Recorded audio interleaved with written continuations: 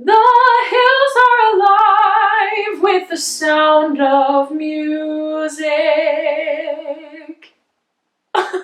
Hello! My name is Laura Petracco, and I recently saw The Sound of Music at the Aronoff Center in Cincinnati, Ohio, and I am here to give you my personal review of the show.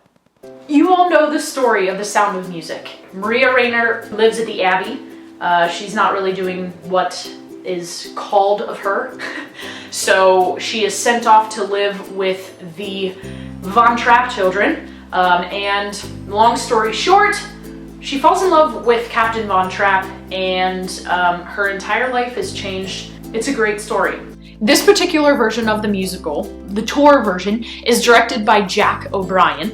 And anyone who knows musical theater knows that Rodgers and Hammerstein wrote the music for the show. Fun fact, the score for The Sound of Music won a Tony, a Grammy, and an Academy Award for Best Score.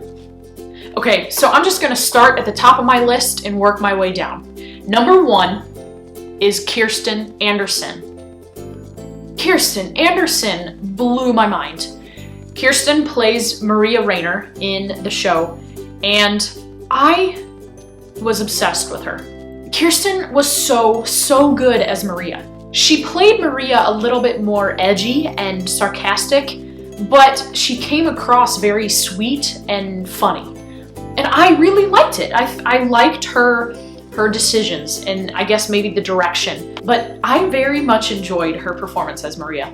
All right, number 2 on my list is sets. When I go to a show, the set of a production is something that really either draws me in or I'm completely turned off by the show. These sets were incredible. I don't think they were very big, but they were very detailed and lifelike, and they worked really well. Throughout this entire show, I noticed a theme of lace. If you picture a doily, the pattern inside of a doily, that showed up in every scene of this musical. It was so cool. It was in the Abbey. It was at the Von Trapp's house. It shows up at the marriage.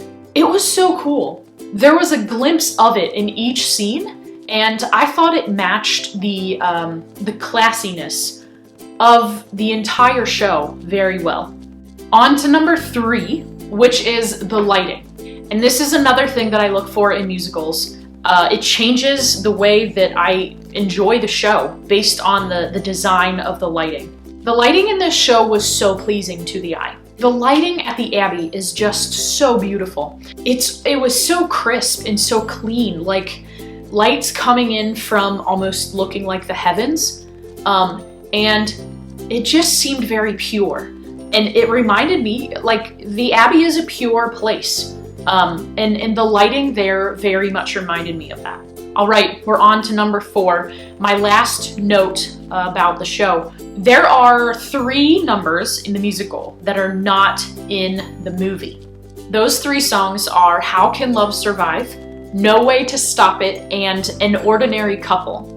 And these songs are sung between Max Dietweiler, Elsa Schrader, Captain Von Trapp, and Maria.